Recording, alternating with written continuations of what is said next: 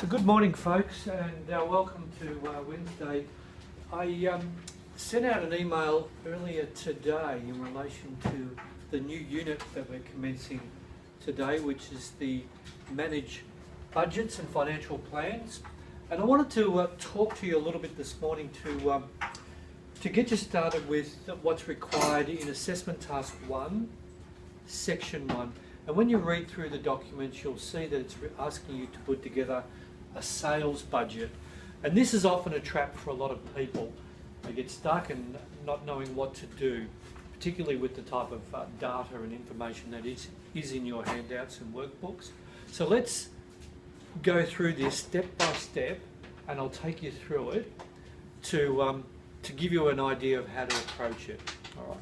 So the information you're provided with is, and those of you that are doing other bits and pieces, might be an idea at this point in time to put that aside and make some notes of what we're going through. All right. I will be recording it, so you will be able to watch it at a later date, and those of you that are unable to attend, you'll be able to have a look and get some sense of what to do.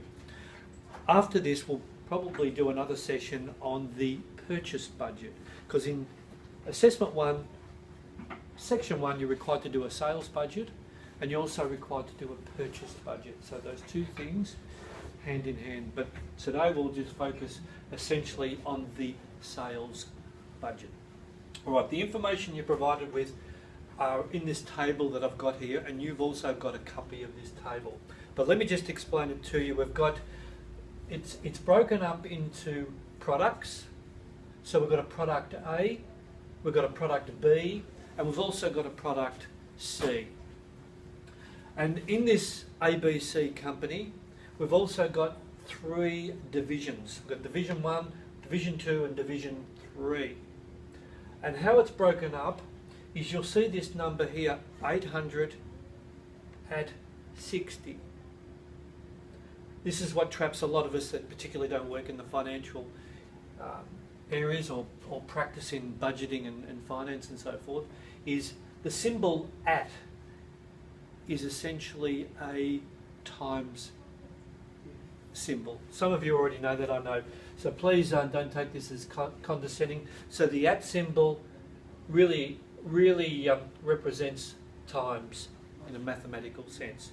So if we look through this, this data and simply go through it in Division 1, Product A is 800 times 60. And we'll get to this shortly. So bearing in mind, you'll see the different products and the different divisions have set different numbers of products and also different prices.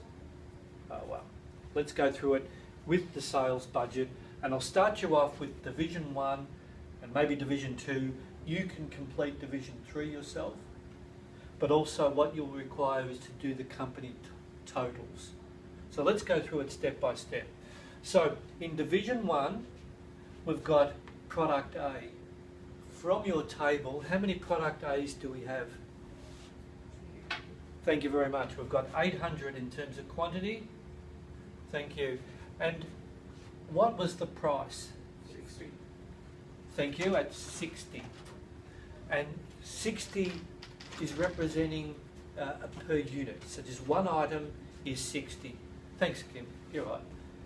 So one item is 60. Wonderful. So the total value of 800 times 60 equals, anybody got how much? 48,000. 48,000. Fantastic. And that's in dollar terms. Right. So we repeat the process for product B. How many product Bs do we have? 1,000 in terms of quantity. And what is the unit price for one product B? 100. Thank you. So the number here is 100,000. Wonderful. Fantastic. And C? How many quantity do we have with C?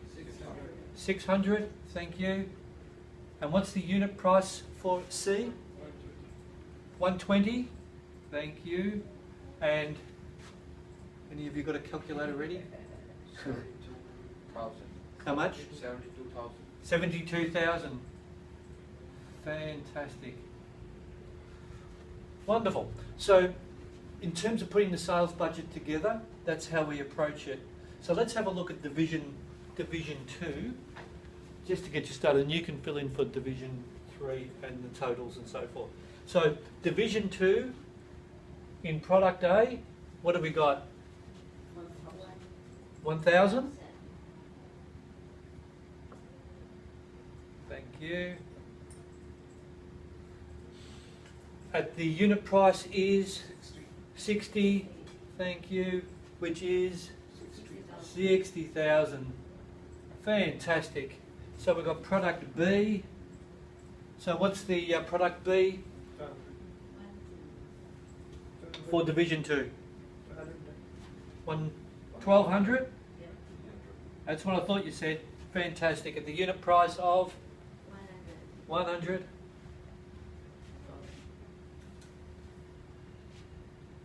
And that would be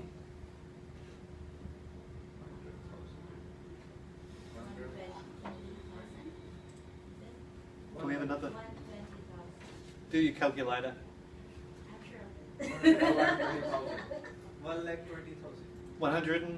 120,000. Thanks. Do your best not to guess, because we're all human. We do make mistakes. Wonderful. So Division 2, Product C.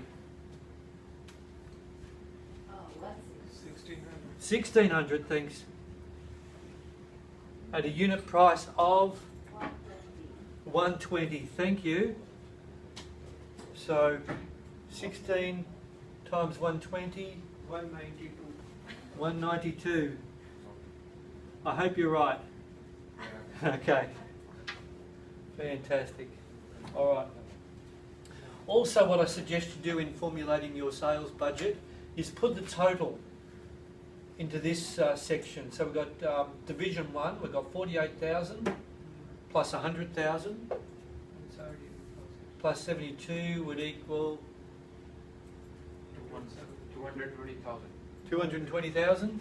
Sounds good.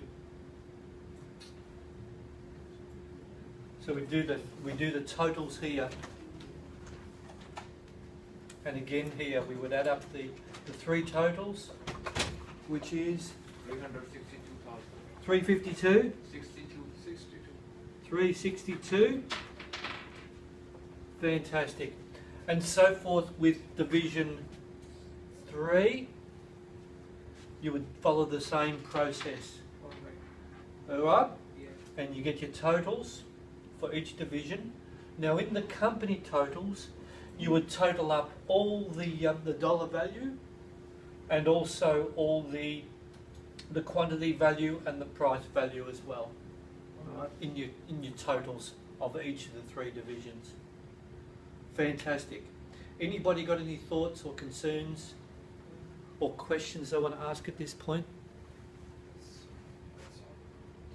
Huh? Please forgive the crudity of the marking, but I guess it demonstrates an application to putting the numbers together. Often in finance and in budgeting and in accounting, it's often getting confused around the vocabulary that's used. Really, the calculations and the mathematics of it are not very difficult. It's really just getting a good understanding of the vocabulary and being able to interpret what's required.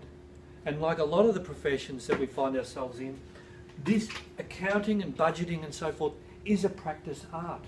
So to be competent and be good at it, you need to be doing it on a regular basis and consistently doing it. So I understand the challenges with doing some of these projects that we're coming up with this unit, and we'll work together in helping you facilitate through those tasks. So hopefully that's been of some value. Thanks for participating and engaging, and those of you at home, thanks for listening and watching. My name's Kevin Egan, and we'll see you next time. Hooroo.